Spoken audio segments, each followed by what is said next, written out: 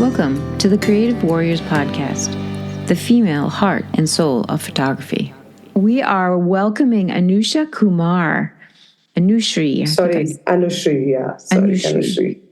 Introduce yourself. Tell us a little bit about your photography journey, where you're from, because this is all exciting stuff for us.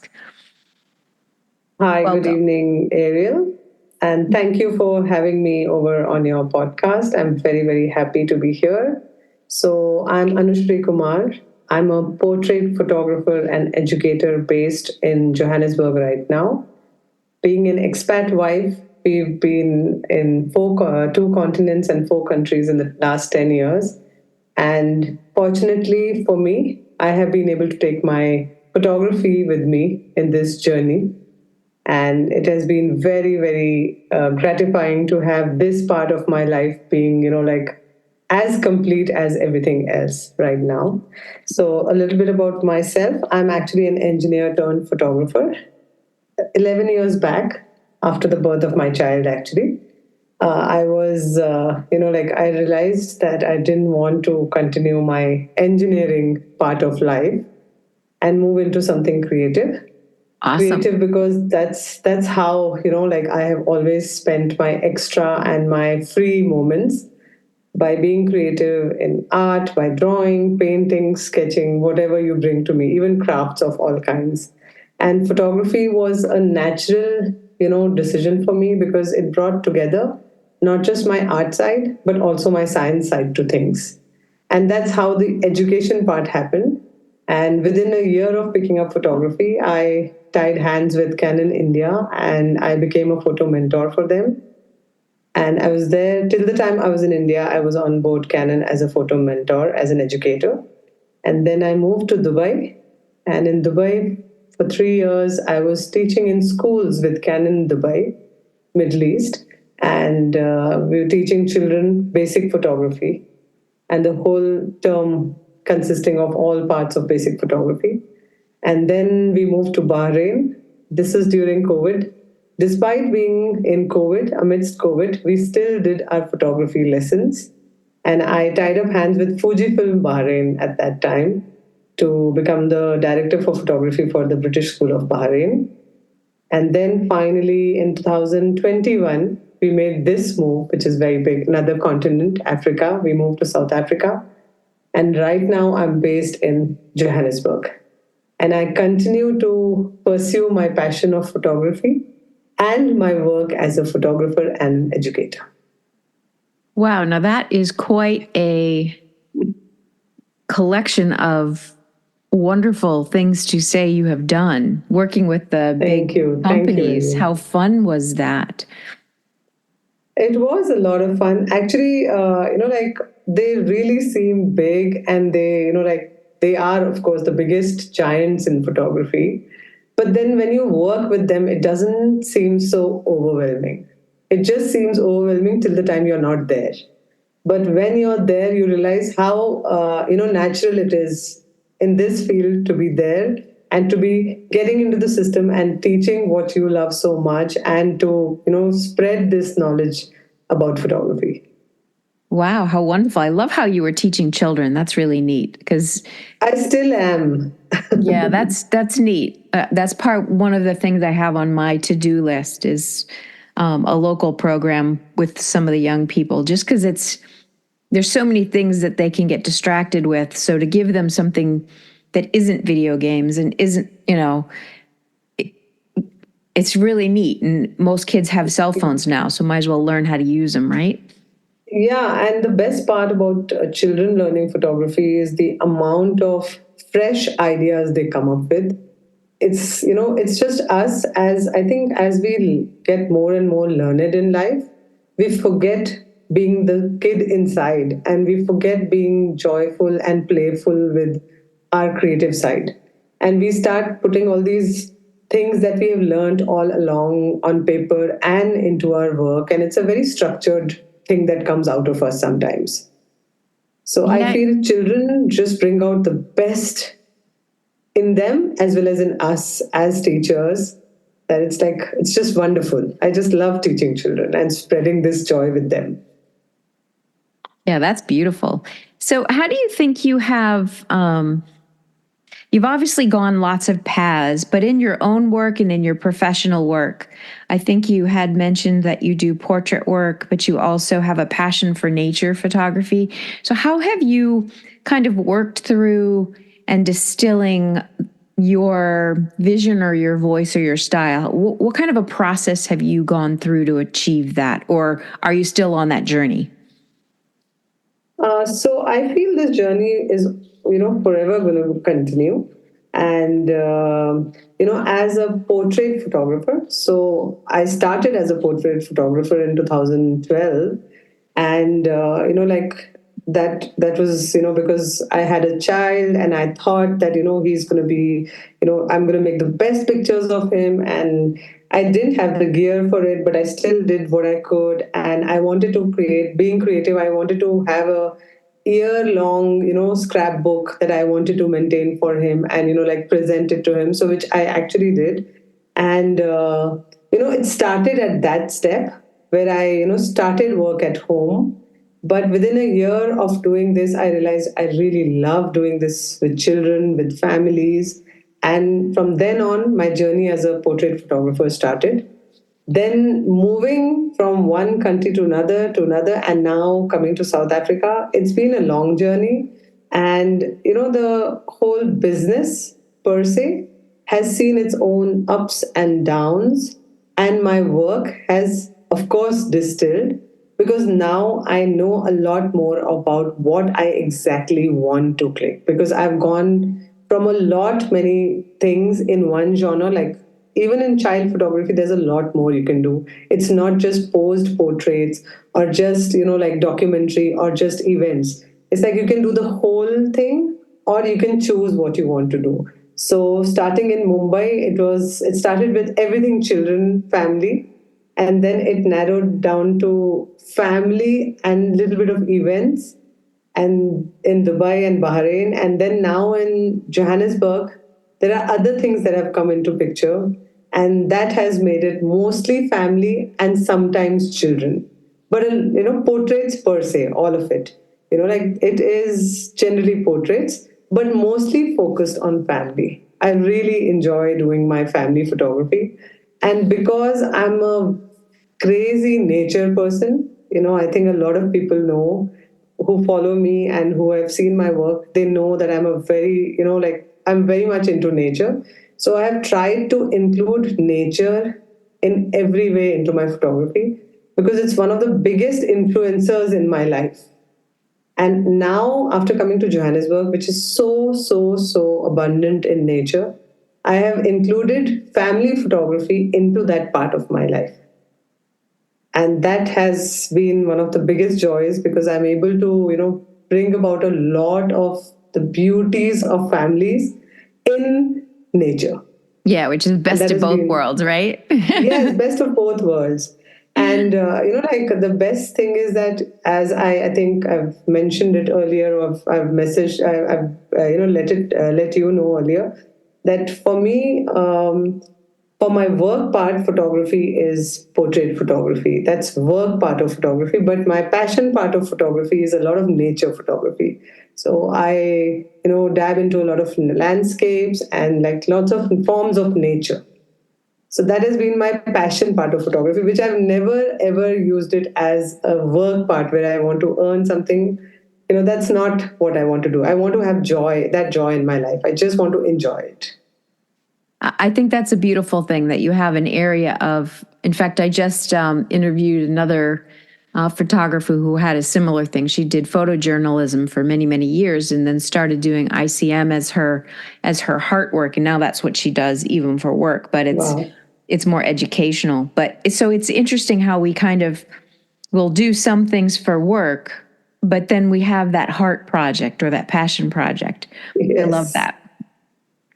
I absolutely love that. Thank So, you. I question: when you're looking at photographs, either yours or others, what in the photograph resonates with you? Is there something that you can identify that you feel or you see that you just say, "I really love that"? It's kind of a vague Yeah, question. I can. Yeah, no, it's not vague. Actually, it's a really good question. So, I feel photographs, have two parts to them. One is a mind part to it, and one is a heart part to it. So I feel something, if a photograph attracts me, it has to have an emotional response from me. That is the hard part of it. And Mm-hmm. of course, the mind part of it is whether it's able to communicate what it's trying to say.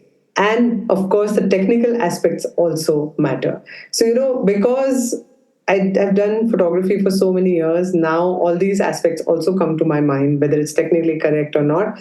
But the first response has to come emotionally, and it has to satisfy my mind that this has, narrated its story to me. So that's a very, very important part of a good photograph for me. Okay, so just curious to dig into that a little deeper. So when you look at a photograph that has a super shallow depth of field, Yeah. technically it might not be considered a strong photograph because it has, 95% out of Blur. focus, but yet there Yeah. might be a sharp piece somewhere that says something, but you have an emotional reaction to that photograph. So Yeah. how does that balance itself for you? Or you may So, not be like respond it, to that. yeah, so it all depends on, I think it's a very personal thing. You might, as a person, like it, like emotionally, you might respond to it, or you might technically find it very good or not. But as for me, as a person, I would love that one subject in focus, and maybe how it's brought out in that scheme of things where everything else is a blur, and that particular item or subject is in focus, and how it attracts my eye. So it depends on what is there. I use depth of field a lot of times in my photography also, at work as well as for my passion projects. So it is depth of field, playing around with depth of field is I think one of the major parts of all our photographers' lives. And one of the main things that we start working with very early on in our careers, right? Yeah, it's the area one of the areas of play. Yes, yes, yes. So when you're looking at work, whether it's yours or others, how would you define a good photograph? That's kind of a loaded question, but what makes it good? You did just talk about it a little bit, but distill it a little bit more for us. Yeah, so in any photograph, if it's mine or anybody else's, I think few things that really draw me to a photograph to capture it or to look at it is first is light. For me, Okay. first thing is light. Light governs everything. So it doesn't have to be, as you know, it doesn't have to be very bright, or it doesn't have to have like those very, very, very strong highlights, or, it has to be a very good balance to tell that story. There might be very dark images, but they tell their story. So light for me is very important. It has to be very well exposed. It has to be that perfect exposure to tell that correct story. Is where, like even in my portrait photography, many a times, like you earlier mentioned, that many a times, like there are these phases where it comes, there is this whole wave of very bright pictures or white backgrounds and all that. It doesn't have to be like that for me. It has to sync with my system. It has to tell my story. So, like I do not go with the flow of the world. I go with the flow of my system, what my system demands, what my intuition tells me. So, light is one of the most important things. The second most important thing is color. I derive a lot of joy in photography, mine as well as others, with color. I think color is something that just makes or breaks a photograph for me after light. Because if the colors are just right, they give the right emotion, they give the right feeling, that's where my picture is a winner. Yeah, I'm discovering that I'm drawn to color too because I mean I love muted and soft images. I mean, I love to look at them, but when I work, I Yeah. tend to want the color. It just seems to be where I'm at this moment in time. Yeah. So I completely understand and I resonate with color. But Colors are so I think beautiful. sorry. Yes, sorry. I have been in this phase of loving color forever and ever and ever. As long as I can remember, from when I was a child to now, I think color is something that I cannot live without.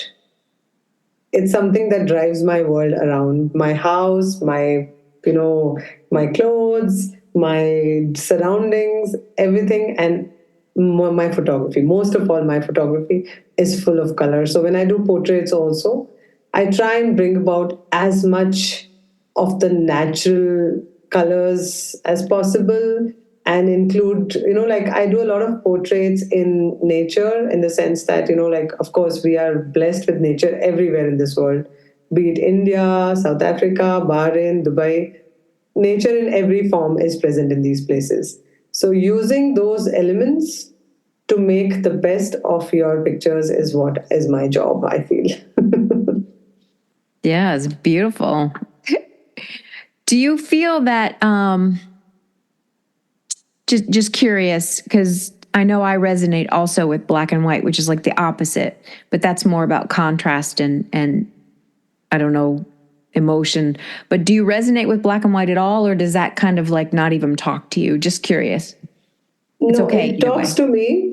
No, it talks to me when, I see others' work, and, I love the feelings and the emotion it, brings about.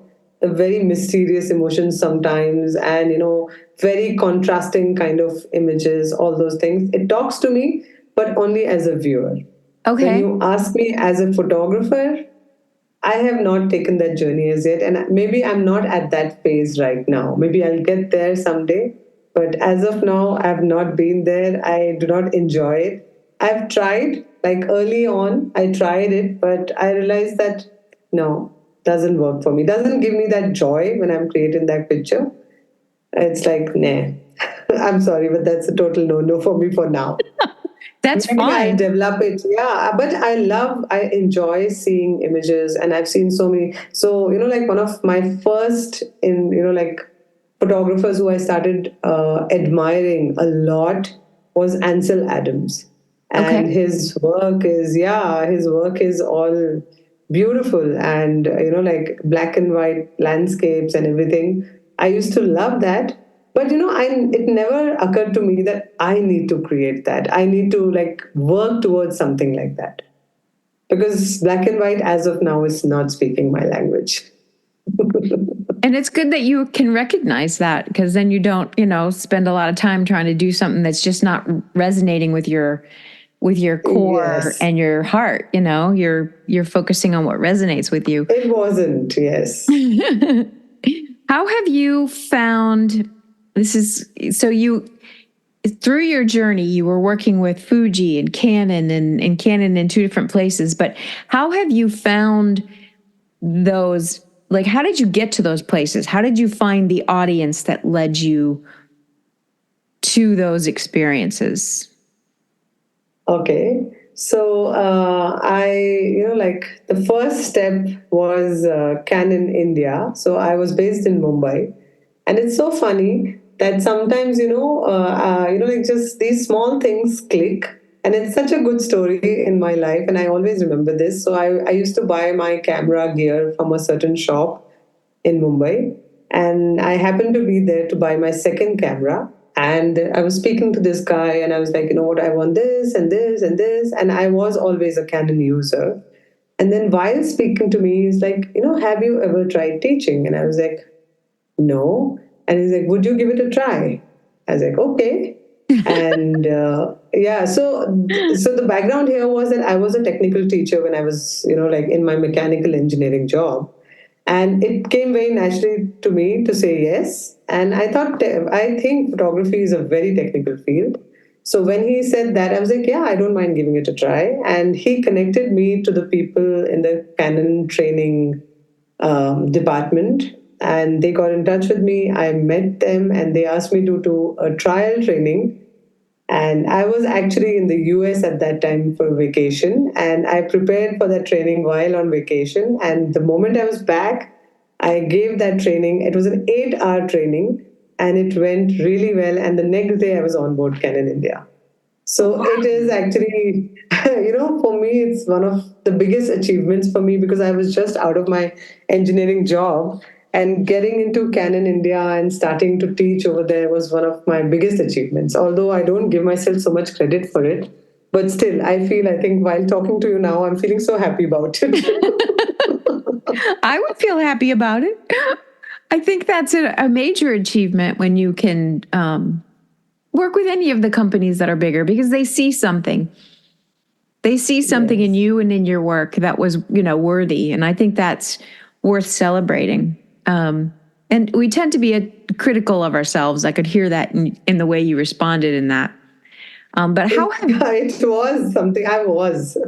it kind of leads me actually to my next question, which is talking about being critiqued or criticized in our work. Because inevitably, somebody's not going to like your work, right? That's just part of the game. Yes.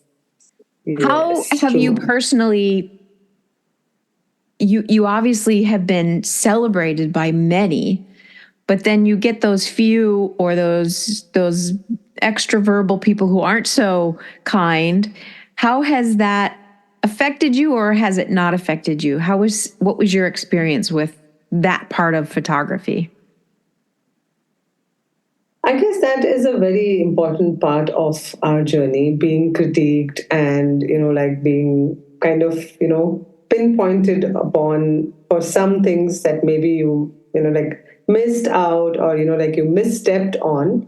So critics are a very big part of all our, like lives. So I've had many experiences about this, and starting with my journey as not just as a photographer but also as a photo mentor, there have been a few cases here and there who have not liked the way I deliver myself or my work.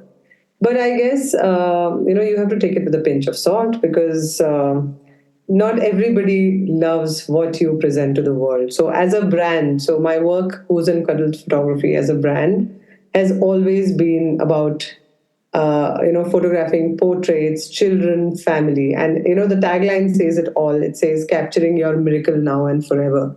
So, that's how I have promoted my brand. It has been the same values from the beginning, and the same kind of, like whatever I deliver has been the same. And even though this is just my photography brand, my Coos and Cuddles photography teaching, the mentoring brand, also has the same kind of values, where I very clearly list out what is going to be given, what is going to be delivered, and how it is going to be delivered. I try and meet up with my clients always, and make sure I clear the air with them, on the sense that I'm not lying to them. I'm very honest about my photography. So I always tell them what I'm going to be giving to them from what they provide to me as input. So the output is always on the same grounds. So there are still people who come to me, and they're like, we didn't like this, or we didn't like that. So it's about handling it with grace, and trying to meet them halfway somewhere, and understanding what was missing and how it was missing. And if I can make them understand how I try to complete it, or give them their deliverables as per their due, or how the training was supposed to give them exactly this and they did not get that. It's like meeting them halfway, and making trying gracefully trying to make them understand, is how I have dealt with them. And thankfully, till today, there has never been a situation where it's gone beyond one point of misunderstanding, when it's just maybe they did not understand, or maybe what they expected did not live well with what I had given. But funnily enough, everything is made clear in the beginning. The ice is broken, the like expectations are understood, the deliverables are given very clearly. Still, if there are some people, as you said, very loud mouth, kind of creatures who will come in between and they will be vocal about it. And it's okay. It's, like we face those kind of people, everywhere in life, right? It's not just Yes. photography. It's going to be like every walk of life, you meet people who are not going to be happy with anything. So that's okay. I hear a neat thread through your response to that question that I think is worth talking about. What I heard was you are a woman of great integrity, and that integrity has allowed you to withstand any, the criticism. And then when there's criticism that might need some self-evaluation, you're very honest and willing to do that and say, okay, I need to correct or shift. And you're willing to do that. So that to me shows that as a human, you have developed some very good personal skills. And that just comes through and helps you through your photography work. So that's what I heard. Yes. Did I hear good? Thank you. Yeah, you heard it just right, exactly how it was supposed to be heard. Thank so you. Tell me your tagline again, because I caught a little bit, but I liked it. What was it called? Capturing. It's Coos and Cuddles Photography. You're capturing your miracle now and forever. Yeah. Okay. I love that. That's very cool. Thank you. Great tagline. Thank you. Okay, so let's talk a little bit more about some of the visual elements you might include in your photography. So working with families or even in your nature work that you do for yourself, what are some of the elements or techniques that resonate with you? Is there anything specific? Mm-hmm. Yeah, actually, a lot of things, like maybe sometimes if I'm doing nature, then a lot of texture and, depth and texture and colors, something that visually is going to be very, like making my picture very appealing. So if I'm doing forms of nature, then I bring in about a bit of depth and balance with a few elements, and depth of field, working around depth of field to bring that blur. And then those I like, I don't know what else to say here, because so there is, of course, sizes, shapes, repetition. So these are the kind of things I work with, but they also work really well in my portrait photography, because I kind of combine my portrait with nature. As I said, I love to include nature in my photography. So again, leading lines, framing, very big part of my photography is framing and leading lines and creating depth with those repetitive, like kind of trees and branches and flowers, something that just brings about my subject well and beautifully. Okay, so, we're going to definitely get into some of those more specifically in a little bit, but that's really wonderful. I love to hear how people think. Do you do this more instinctively, or is it something you've trained yourself to see it and you see it and it happens, or do you go through a process of finding and looking? Because everybody's a little different, and both of those are okay. I'm just curious which path you take. Okay, so I'm going to come back to your first question here about distilling my photography. This relates a lot to that. So as a photographer, I have distilled my work in the sense that I was a very intuitive photographer in the beginning. Everything that I did was intuitive. Like, it was just go with the flow. What your mind says, what your eyes say is correct, is correct. But as the years have passed, it's been almost a decade and a few months after that. And, now it's a lot of planning also goes into my work as a photographer. And even as a passion photographer, I really do some background work before clicking my pictures. Yes, so I do prepare. And as far as my work as a portrait photographer is concerned, I prepare hell lot. It takes me months to prepare for something. And those are, there are these phases that come with seasons where I do a lot of photography. And in these seasons, I'm already prepared 2 months in advance for those seasons. And I know what is going on. I market it accordingly. And I know where to go. So every year I, like kind of pinpoint favorite spots that I want to click on and I take, like I drive to those spots at the correct timings when I want to capture those people. And it's too much of planning sometimes. So you're right in saying that, like these two parts, like a photographer has both these sides.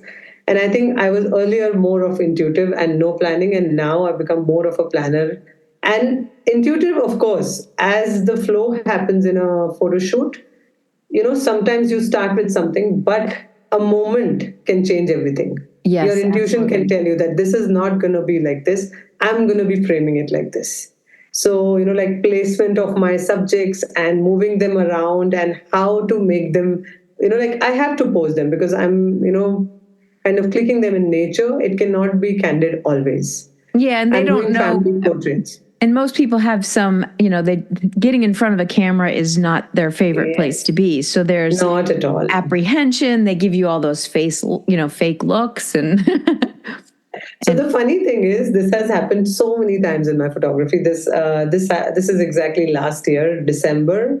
2022 December, and I was capturing a family in a park, and the husband was just not camera friendly.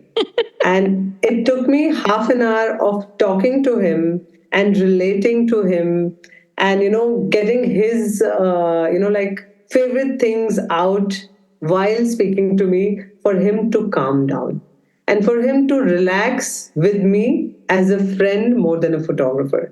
So that's one of the biggest things I do in my photo shoots is to befriend the, like uncomfortable subject. And it's mostly husbands who do not want to be, like this is a very common thing. my I've done wife is more than making me do this. yes, it's my wife who's making me do this. But you know what, they turn out to be the best subjects after they've relaxed and calmed down. They give the best pictures and the wife is still conscious till the end, Yeah, but the yeah. husband is comfortable and laughing, and it's really beautiful. And that's when I get the best pictures, when they are in their element and their dynamics are just running right. It's not that they're, in any kind of stress. The So it's moment they almost release that. it's almost like because I know a little bit about mechanical engineering, which is the field you came from. There's a lot of problem solving and a lot of Yes, troubleshooting, and you're just doing that with yes, humans in nature. So you have light to troubleshoot, you have angles, and you have personalities. So it's very yes. similar, but just different. Yes. And then, as you said, then there are the critiques. You have to manage them also. Yes, you Add do. that to this whole equation. Well, and you have to manage your inner response to the critiques. You know what I mean? Yeah. And sometimes there's valid points in what they say. So there's a level of part of you that has to take some of it in, but then it doesn't. There's a part of you that needs to let the part we need to throw Yes. away and put it in the garbage.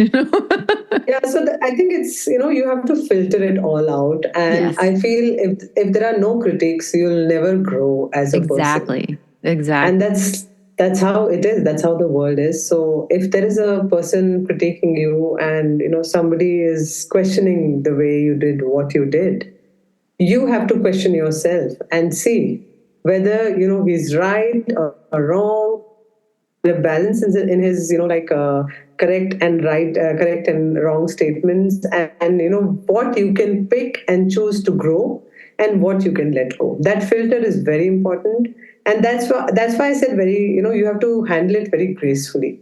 That grace is about accepting what is going to change you and make you a better photographer, and letting go of what is not going to work for you. So because you as a photographer have your own value, your brand has its own value, so you can only bend as much or not at all sometimes. But if you can give them some good value from your positive points and also take their points and create something better out of it, it's a win-win for all. It's like a magical situation then. Yeah, absolutely. It's for me it's all about growth. I'm curious, Yes. before we wrap this episode up, just based on some of your answers, I'm curious about one thing. Having been a photographer teacher kind of early on in your journey from a, for outsider looking in, how do you think teaching photography has helped you or changed how you then are executing as the photographer? Did Very, that very question beautiful make sense? question. Yeah. Oh, it's a very good question. I think it's a great question to ask. So, photography, for me, the photo mentor came much before photography, like success as a photographer, because it was like first few months into photography that I got selected as a photo mentor. And while doing those, so I used to teach child photography, and I was a photo mentor specifically for child photography. And while teaching those sessions and while like conducting those sessions, I realized that people come to me with so much background on photography, but they want to learn specifically a certain genre. And like it is a very humbling experience when you have such people of such great caliber coming and speaking to you and asking you the right questions. It makes you as a photographer grow more because you want to answer the questions correctly. So as a photography mentor, like I used to like not just do the like the classes with Canon. That was like my kickstart in my journey as a mentor, as a person, a private mentor also. So like in Mumbai, in Bahrain, and in Dubai, I've done like a lot of private sessions where people wanted to specifically learn about child photography and how to kickstart this journey as a child photographer. So for me, that was a growth point because I learned not only about photography, I learned also about the business. And I had to give them tips about how to grow a business too from scratch. So Which yes, is it has. a whole different that's a whole nother beast all by itself. Yes, yes. And I'm still growing there. I haven't mastered it at all. And even though I'm getting better by the year, but I still feel that I think I need to get better at planning the business more than the photography part of things. And yeah, that is another beast altogether, as you said. And I heard somebody recently say that the business side is about 50%, if not more, of the actual work. And most of us want to just make pretty pictures, but if you're going to be serious about the business side, so there's a significant amount of work attached to it It that you have is. to be willing to really do. So, Yes. But and as creatives, that comes very difficult, like with a lot of yes, problems to us. We are like very, I have this inertia in me to not do that work. And I'm married to someone who exactly does that. So he's my push point where he's like, whenever he sees me kind of relax on that point, he's like, no, get back on that horse, lady. You need to get going there. That business will suffer otherwise. So it's like you need somebody to push you. And I feel sometimes, as a creative and as somebody who's left a decade long career to pick up something else, you also doubt yourself a lot, right? So you need right. somebody to push you. And like I have family and of course a very supporting husband who just keep pushing me. And I have a son who is also highly creative, who takes a lot of interest in my work, and he also pushes me a lot. He feels so proud. Like today he was like, wow, I'm so proud of the fact that you're going to do this. So it's a great, great thing. Yeah. Oh, that's awesome. We lead the way, right? Through fear, Yeah. through anxiety. We just keep doing it, right? Yes. But it keeps coming back. It's not that it's leaving us behind. It's just like, yeah, okay, fine, I'm going to catch up with you. You know. But Exactly. yeah, you have to learn to wade your way through these waves, right? Yes. And if you get knocked down, you just get back up, right? Yeah. Yes. I don't That's true. like the alternative's not much fun, so I just keep getting back up. Yeah, and the thing is that in any business, actually, a lot of people ask me that you move countries every few years and you go back to ground zero, and then you Yeah. have to start again. And that's, one of the biggest points of my photography is I have been able to set myself up in 4 countries, which is, That's nowadays, significant. yeah, nowadays I've started giving myself value for that. But till last year, I was questioning myself every step of the way. I still do. There are times when I'm like, am I doing the right thing? And then I'm like, like just calm down. And then there is somebody or the other, like some friends who support you. So, funnily enough, my first client is also my very good friend who was the only person who remembered that I completed a decade in photography and I didn't remember it. And because, I started my photographer journey as a portrait photographer on her son's first birthday. And Oh, on his 11th birthday, she actually called me and is like, hello, photographer friend. You have completed 10 years as a photographer, and I'm so proud of you. And I was like, dude, I didn't remember this. And how come? And these are the kind of support systems that, make you feel so good. And, these are the people you need in your life who keep cheering you on and pushing you forward. So, yeah, I feel, yeah, that's very, very important. yeah, absolutely.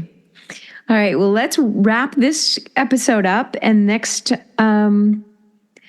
episode, we're going to talk more about visual elements of expression and explore how they affect our work and the stories we tell in our work. So I look forward to hearing your perspective on that.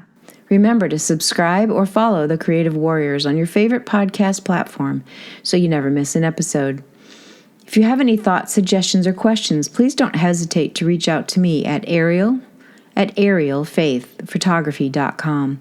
Until next time, keep exploring, keep learning, and keep the conversation going. Stay curious and have a happy artistic journey. Thank you for listening to the Creative Warriors podcast, the female heart and soul of photography. See you next episode.